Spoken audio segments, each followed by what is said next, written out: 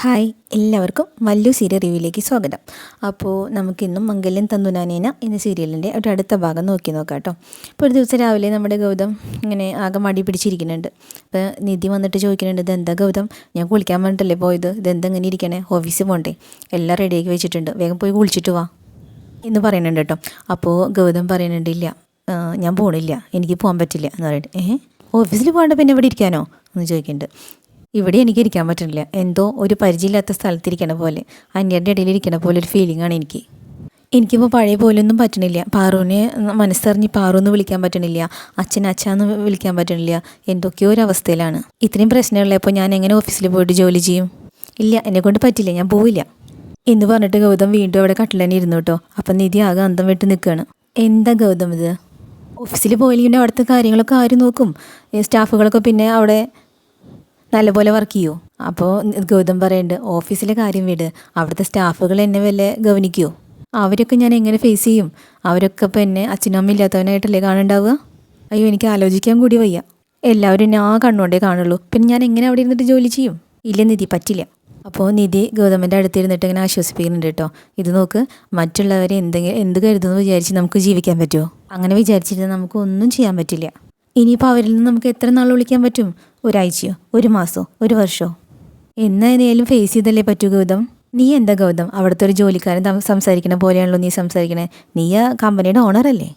ഈ വീട്ടുകാരെ ചിലപ്പോൾ നിനക്ക് ആരുമല്ലായിരിക്കാം, പക്ഷേ ആ കമ്പനി ഇറപ്പൊഴുക്കി ഉണ്ടാക്കിയത് നീയാ, നിൻ്റെ മാത്രം അധ്വാനമല്ലേ ഗൗതം. അതുകൊണ്ട് നീ കൂടുതലൊന്നും വിചാരിക്കേണ്ട, നീ ധൈര്യമായിട്ട് പോ. അപ്പോഴും ഗൗതം ഇത് തന്നെയാണ് കേട്ടോ പറഞ്ഞുകൊണ്ടിരിക്കണേ. ഇല്ല നിധി, എനിക്ക് പറ്റില്ല. അന്ന് ശിവാനി എന്നെ നോക്കി ചോദിച്ച ചോദ്യം അതിപ്പോഴും എൻ്റെ ഉള്ളിലുണ്ട്. നീ അത് കേട്ടതല്ലേ? അവൾക്ക് എന്താ അതൊക്കെ ചോദിക്കാനുള്ള അധികാരം ഗൗതം? അമ്മയും അച്ഛനും നിന്നെ സ്വന്തമായിട്ടല്ലേ കാണുന്നത്? എല്ലാ പണക്കാരായ അച്ഛൻ്റെ അമ്മയുടെയും മക്കളെ ബിസിനസ്സിൽ ജയിക്കാറുണ്ടോ? ഇല്ലല്ലോ. പക്ഷെ നീ അങ്ങനെയല്ലല്ലോ ഗൗതം, ആരുടെയും തണലില്ലാണ്ടില്ലേ നീ ഇത്രയും വരെ എത്തിയത്. നീ കാശിനാർത്തിയുള്ള മറ്റുള്ളവരുടെ വർത്താനമൊന്നും കേൾക്കണ്ട ഗൗതം. നമ്മൾ താഴെ വീഴുന്നത് ഒരു തെറ്റല്ല, പക്ഷേ അവിടുന്ന് എണീക്കാതിരിക്കല് അത് വലിയൊരു തെറ്റ് തന്നെയാണ്. ഇങ്ങനെയൊക്കെ നിധി ഒരുപാട് ആശ്വസിപ്പിക്കാൻ ശ്രമിക്കുന്നുണ്ട്. അപ്പോഴും ഗൗതം പറയണതില്ലേ നിധി, ഇത് നീ എന്തൊക്കെ പറഞ്ഞാലും ഞാൻ ആരും ഇല്ലാത്തവൻ തന്നെയല്ലേ. അപ്പം നിധി വായപുത്തുണ്ട് കേട്ടോ എന്ന് പറയും. ഇനി ഒരു തവണ നീ ഇങ്ങനെ പറയരുത് കേട്ടോ, ഞാൻ ഉള്ളിടത്തോളം കാലം നീ അങ്ങനെ ആവില്ല ഒരിക്കലും. നീ ഒന്ന് വേഗം കുളിച്ച് റെഡിയായി ഗൗതം. പ്രണവതി ഇടയ്ക്കിടയ്ക്ക് ചോദിച്ചുകൊണ്ടിരിക്കണ്ടായിരുന്നു റെഡിയായില്ലേ എന്നുള്ളത്. വേഗം പോ. അങ്ങനെ ഒരുവിധം നല്ല സ്നേഹത്തോടു കൂടി നിധി ഇവനെ കുളിക്കാനായിട്ട് കയറ്റിയിട്ടുണ്ട് കേട്ടോ. ഈ സമയം നമ്മുടെ ശിവാനി ആണെങ്കിൽ CKC ഓഫീസിലേക്ക് പോയിട്ടുണ്ട് കേട്ടോ. എന്നിട്ട് അവിടെ നിന്നിട്ട് ഇങ്ങനെ ആലോചിച്ച് നടന്നുകൊണ്ടിരിക്കുകയാണ് വീട്ടിലോരോ സിറ്റുവേഷൻസൊക്കെ. അപ്പോൾ CKC വരുന്നുണ്ട്. എന്താ മോളെ, എന്താ അർജൻറ്റായിട്ട് കാണണം എന്ന് പറഞ്ഞേ? ഞാൻ അങ്കിളിനോട് പറഞ്ഞതല്ലേ, ഗൗതം വീട് വിട്ട് പോയിട്ടുണ്ട്, ഇനി തിരിച്ചു വരരുത്, ആരാലും പിടിക്കാൻ പാടില്ല എന്നൊക്കെ ഞാൻ പറഞ്ഞതല്ലേ. എന്നിട്ട് അങ്കിൾ അതൊന്നും വില വെച്ചില്ലല്ലോ. ഇപ്പം അവൻ തിരിച്ചു വന്നില്ലേ? ഇത്ര നല്ലൊരു ചാൻസ് ആയിരുന്നു നമുക്കത്, അതൊക്കെ കളഞ്ഞു കുളിച്ചില്ലേ? ആഹാ, ഗൗതം വന്നോ ചോദിക്കണ്ട. അപ്പോൾ CKC കേട്ടോ. ഇതെന്താ ഇങ്ങനെ ചോദിക്കണം അങ്കിൾ? അവൻ തിരിച്ചു വന്നിട്ടുണ്ടെങ്കിൽ എനിക്കും പ്രശ്നമാണ്, അങ്കിളിനും പ്രശ്നമാണത്. നല്ലൊരു ചാൻസ് ആയിരുന്നു അങ്കിൾ, മിസ് ചെയ്ത് കളഞ്ഞില്ലേ? അത് വീട് ശിവാനി, അതൊക്കെ ഞാൻ നോക്കിക്കോളാം. ഇനി എന്ത് നോക്കാൻ അങ്കിളെ? വീടിൻ്റെ ഉള്ളിലത്തെ അവസ്ഥ ഇപ്പം നോക്കി നിൽക്കാൻ പറ്റാത്ത അവസ്ഥയാണ്. ഇപ്പോൾ ഗൗതം തിരിച്ചു വന്നു, എല്ലാവർക്കും ഇപ്പോൾ അവന് ഭയങ്കര ഇഷ്ടമാണ്, പഴയ പോലെ തന്നെ. അവനിപ്പോൾ അവിടുത്തെ മൂത്ത മകനായിട്ട് വാഴുന്നത്. ഇനിയിപ്പോൾ നമ്മളെ കൂടെ ഒന്നും ചെയ്യാൻ പറ്റില്ല അങ്കിൾ. പൊട്ടത്തരം പറയാതെ, ഞാൻ അറിഞ്ഞിട്ട് തന്നെയാണ് അവനെ വെറുതെ വിട്ടത് കണ്ടിട്ടോ CKC. അപ്പോൾ ശിവാനി ഞെട്ടിയിട്ട് പറയുന്നുണ്ട്, എന്ത് അറിഞ്ഞുകൊണ്ടാണ് വെറുതെ വിട്ടെന്നോ? അതെന്താ അങ്കിൾ? ഗൗതമിന് എനിക്ക് ജീവനോടെ വേണം. ഞാനാണ് ഏറ്റവും വലിയ ബിസിനസ്മാൻ എന്ന് വിചാരിച്ചിരിക്കുന്ന സമയത്താണ് ആ ഗൗതമൻ്റെ വരവ്. എന്നിട്ട് അവൻ കുറേശ്ശെയായിട്ട് എൻ്റെ ബിസിനസ്സൊക്കെ തകർക്കാൻ തുടങ്ങി. എന്നിട്ടിപ്പോൾ അവൻ നമ്പർ 1 ആയിട്ടിരിക്കുകയാണ്. എൻ്റെ കൂടെ ഉണ്ടായിരുന്ന ആൾക്കാരൊക്കെ ഇപ്പോൾ അവൻ്റെ കൂടെ പോയി.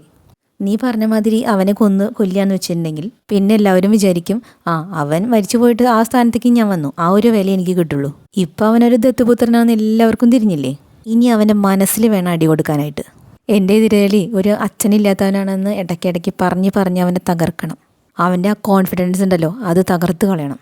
എല്ലാവരും അവനെ നോക്കിയിട്ട് ആരുമില്ലാത്തവൻ എന്ന് പറയണ കേട്ട് അവൻ തകരണം. അങ്ങനെ അവനെ ഒതുക്കിയിട്ട് ഞാൻ ജയിച്ചു വരണം. അതിനുവേണ്ടി മാത്രമാണ് ഞാൻ അവനെ വെറുതെ വിട്ടത്. അങ്കിളെ, അങ്ങനെയൊന്നും അവനെ ഒതുക്കാൻ പറ്റില്ല. അവനിപ്പോൾ ഫുൾ ഫോമിലാണ്. ഇന്ന് തന്നെ ഓഫീസിൽ പോകാൻ റെഡി ആയിട്ടാണ് ഇരിക്കണത്. വീട്ടിലെ മൂലക്കിലിരുന്ന് അവനെ എല്ലാവരും വിശ്വാസം കൊടുത്ത് കുത്തിപ്പോക്കിയിട്ട് ഓഫീസിലേക്ക് പോകുന്നുണ്ട്. ഇനി അവൻ പണ്ടത്തെ പോലെ തന്നെയാവും, അങ്കിളിന് എതിരാളിയായിട്ട് വരും. വീട്ടിലാണെങ്കിൽ ആ നിധി എന്നെ ടോർച്ചർ ചെയ്തുകൊണ്ടിരിക്കും. ഞാൻ കഷ്ടപ്പെടുന്നതൊക്കെ പോയി അങ്കിളൊക്കെ പോയി. നീ വിഷമിക്കേണ്ട ശിവാനി, നീ നോക്കിക്കോ. ആദ്യം അവൻ ഓഫീസിലേക്ക് വരട്ടെ, ഇനി ഞാൻ അവന് കൊടുക്കണ ഷെറിന് നോക്കിക്കോ. അതിനുള്ള എല്ലാം വിട്ടെറിഞ്ഞിട്ട് ഓടും. ബിസിനസ്സും വേണ്ട, ഓഫീസും വേണ്ട എന്നുള്ളത് നോക്കിക്കോ നീ. അങ്കിളിപ്പോൾ എന്ത് ചെയ്യാൻ പോവാ ചോദിക്കണ്ട കേട്ടോ ശിവാനി. അതൊക്കെ നിനക്ക് ഇന്ന് തന്നെ മനസ്സിലാവും. ഇത് നോക്ക്, ഞാൻ അവനെ ഓഫീസിൽ പറ്റാവുന്ന പ്രഷറൊക്കെ കൊടുക്കും, നീ അതുപോലെ തന്നെ വീട്ടിൽ ചെയ്തുകൊണ്ടിരിക്കണം. അങ്ങനെ അവൻ ഓടിപ്പോണം, വീടും ഓഫീസും വിട്ട് ഓടിപ്പോണം. ശരി അങ്കിൾ, അങ്കിൾ പറയണ പോലെ നടന്നു കഴിഞ്ഞാൽ എനിക്ക് ഭയങ്കര സന്തോഷം. എൻ്റെ ബിസിനസ്സിലെ ആകെയുള്ള എതിരാളിയാണ് ഗൗതം. അവനെ തകർക്കാൻ ഇത് തന്നെയാണ് ഏറ്റവും ബെസ്റ്റ് അവസരം. അവനിന്ന് ഓഫീസിലേക്ക് വരട്ടെ, അവന് വരവേൽപ്പ് ഞാൻ കൊടുത്തോളാം. കേട്ട സന്തോഷത്തോടു കൂടി നമ്മൾ ശിവാനി വീട്ടിലേക്ക് പോകുന്നുണ്ട് കേട്ടോ. അപ്പോൾ നമ്മുടെ CKC ഞങ്ങൾ ഇരുന്നിട്ട് ഇങ്ങനെ പറയണ്ട, ആദ്യത്തെ പിള്ളേ welcome back to your office പറഞ്ഞിട്ട് എന്തോ പ്ലാൻ ചെയ്തിട്ടിരിക്കുന്നുണ്ട് കേട്ടോ.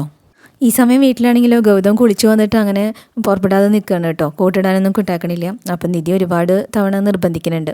അതിൻ്റെ ഇടയ്ക്ക് പ്രണവ് വരുന്നുണ്ട്. പ്രണവ് ചോദിക്കുന്നുണ്ട്, എന്താ ഇത് റെഡി ആയില്ലേ, പോണ്ടേ എന്ന് ചോദിക്കുന്നുണ്ട് കേട്ടോ. സമയമായില്ലോ എന്ന് പറയുന്നുണ്ട്. അപ്പോൾ ഗൗതം പറയുന്നുണ്ട്, ഇല്ലടാ ഞാൻ വരുന്നില്ല എന്ന് പറയുന്നുണ്ട്. എന്ത് പറ്റി, എന്തെങ്കിലും അസുഖമുണ്ടോ ചോദിക്കുന്നുണ്ട്. മനസ്സ് ശരിയല്ല, എന്നെ കൊണ്ട് ബിസിനസ്സൊന്നും നോക്കാൻ പറ്റില്ല.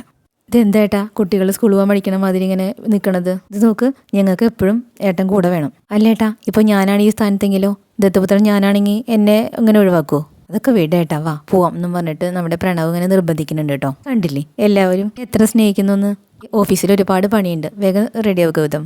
പിന്നെ ഇത്രയും പറഞ്ഞിട്ടും പിന്നെയും ഗൗതം പറയണത് എന്താ വെച്ചാൽ, പ്രണവിൻ്റെ അടുത്ത് പോയിട്ട് ഓഫീസ് നോക്കിക്കോ, എന്നെ കൊണ്ട് വയ്യാന്ന് തന്നെയാണ് കേട്ടോ. ഏട്ടൻ വന്നേ, എന്നിട്ട് MD ചെയറിൽ ഇരുന്നാൽ മാത്രമേ നമ്മുടെ ബിസിനസ് റണ്ണാവുള്ളൂ, വേഗം വാ. പ്രണവ് തന്നെ കോട്ടൊക്കെ ഇടിച്ചിട്ട് കൊണ്ടുപോകുന്നുണ്ട്. അങ്ങനെ ഒരുവിധം ഗൗതമിനെ പുറപ്പെടുവിച്ച് വെള്ളമെത്തിയപ്പോൾ എല്ലാവരും ഹാളിലിരിക്കുന്നുണ്ട് കേട്ടോ. അപ്പോൾ എല്ലാവർക്കും ഭയങ്കര സന്തോഷമായി, ഗൗതം പോകാൻ റെഡി ആയിട്ടുണ്ടല്ലോ.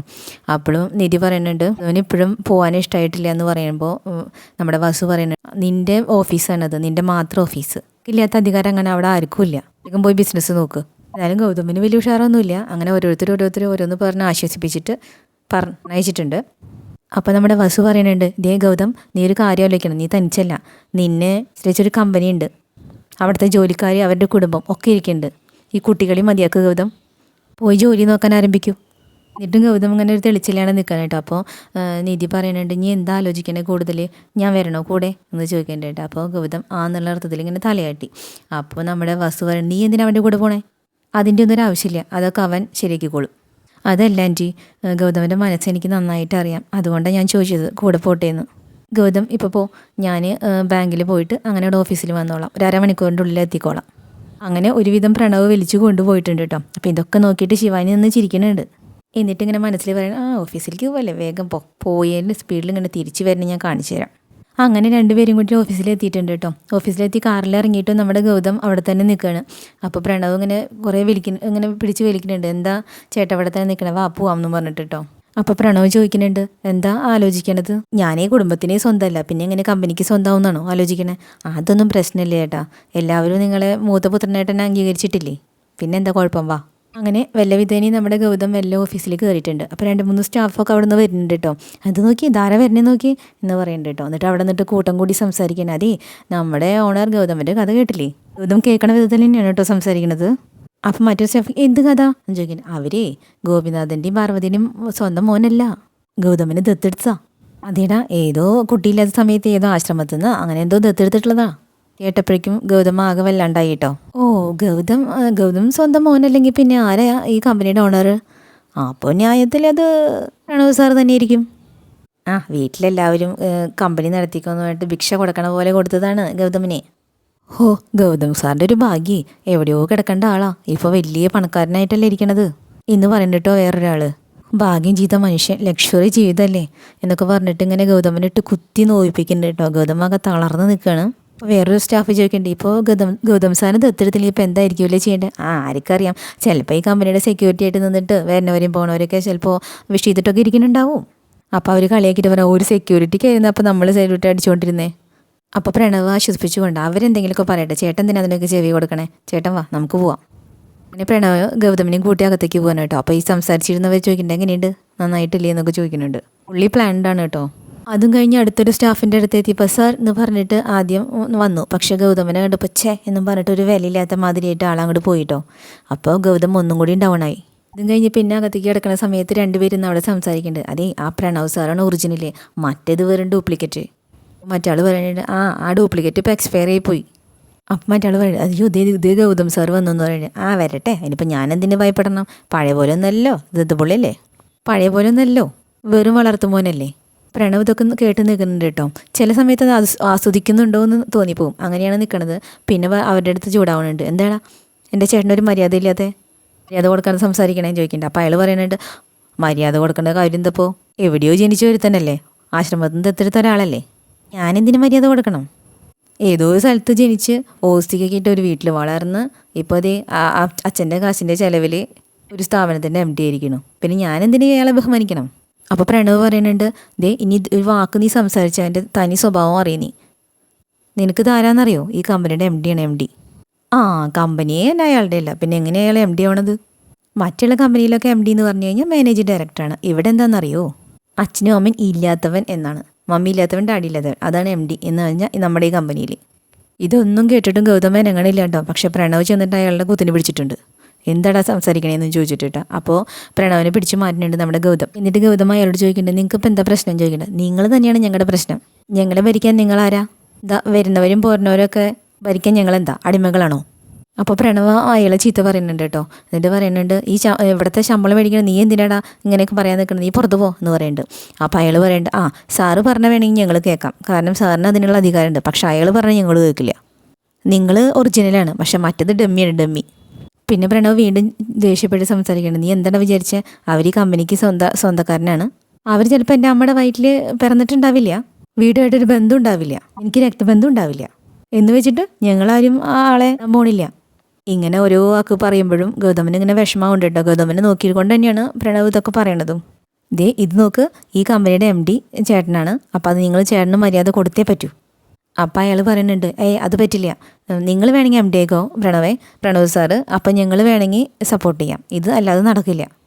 കുറേ പേപ്പറിൽ സൈൻ ചെയ്യാണ്ട് പ്രണവ് സാർ ചെയ്താൽ മതി സൈൻ. ചേട്ടനാണ് MD, ചേട്ടൻ സൈൻ ചെയ്താൽ മതി എന്ന് പറയുന്നുണ്ട് പ്രണവ്. അപ്പോൾ അത്രയും മാനകേട ഞാനില്ല പറഞ്ഞിട്ട് അയാൾ ആ ഫയൽ വലിച്ചെറിയുന്നുണ്ട് കേട്ടോ. ഇതും കണ്ടുകൊണ്ടാണ് നമ്മുടെ നിധി ഓഫീസിലേക്ക് കയറി വരുന്നത്. എന്നിട്ട് അയാൾ എന്നെ കുറേ ചീത്ത പറയുന്നുണ്ട് കേട്ടോ. നിങ്ങൾക്ക് ഗൗതം ഇതുവരെ എന്തെങ്കിലും കുറവ് വരുത്തിയിട്ടുണ്ടോ? കറക്റ്റായിട്ടില്ലേ ശമ്പളം ബോണസും ഒക്കെ തന്നുകൊണ്ടിരുന്നത്? അതൊക്കെ ഒരു സെക്കൻഡ് കൊണ്ട് നിങ്ങൾ മറന്നു അല്ലേ? എന്നിട്ട് അപമാനിക്കാൻ നോക്കുക. ഗൗതം ഇനിയിപ്പോൾ എവിടെ പിറന്നാലും വേണ്ടില്ല, എൻ്റെ അച്ഛനും അമ്മയ്ക്കും മോനും എനിക്ക് ഭർത്താവുമാണ്, പിന്നെ ഈ കമ്പനിയുടെ ഓണറും കൂടിയാണ്. അങ്ങനെ പറയല്ലേ വേണ്ട, ഓണർ അയാൾ പുച്ഛഭാവത്തിൽ അങ്ങനെ പറയരുത്. ഈ കമ്പനി ഉണ്ടാക്കാനായിട്ട് പൈസ കൊടുത്തത് ആരാ? ഗോപിനാഥൻ സാറല്ലേ.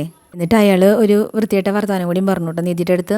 ഇവനെ വിശ്വസിച്ചിട്ട് ഇനി ഒരു കുഞ്ഞിനെ പ്രസവിക്കണ്ട, അതും ചിലപ്പോൾ ഡ്യൂപ്ലിക്കേറ്റ് ആയി പോകും എന്നുള്ളത്. അത് കേട്ടപ്പോൾ നമ്മുടെ ഗൗതം അയാളുടെ കോളർ കയറി പിടിച്ചു. അങ്ങനെ പിടിയും വലിയൊക്കെ ആയി. അപ്പോൾ പോലീസിനെ വിളിക്കാൻ പറഞ്ഞിട്ടുണ്ട്. പോലീസിനെ വിളിക്കേണ്ടത് റിസപ്ഷനിസ്റ്റ്. അതിൻ്റെ ഇടയ്ക്ക് ഇയാളുടെ പേഴ്സ് താഴെ വീണു കേട്ടോ. താഴെ വീണ് നോക്കിയപ്പോൾ ഇത്രയും പ്രശ്നം ഉണ്ടാക്കിയിരുന്ന മനുഷ്യൻ്റെ പേഴ്സ് താഴെ വീണിട്ട് നോക്കിയപ്പോൾ അതിൽ CKCയുടെയും ഇയാളുടെയും കൂടിയിട്ടുള്ള ഫോട്ടോ നിധിക്ക് കിട്ടിയിട്ടുണ്ട്. അപ്പോൾ തന്നെ നമ്മൾ മനസ്സിലായിട്ടുണ്ടാവുമല്ലോ ഇതിൻ്റെയൊക്കെ ഉറവിടം എവിടുന്നാന്നുള്ളത്. അപ്പോൾ എന്തായാലും CKCക്കുള്ളത് ബാക്കി അവർ കൊടുത്തോളും. അപ്പോൾ നമുക്ക് ആ എപ്പിസോഡായിട്ട് വീണ്ടും വരാം കേട്ടോ. Okay, by.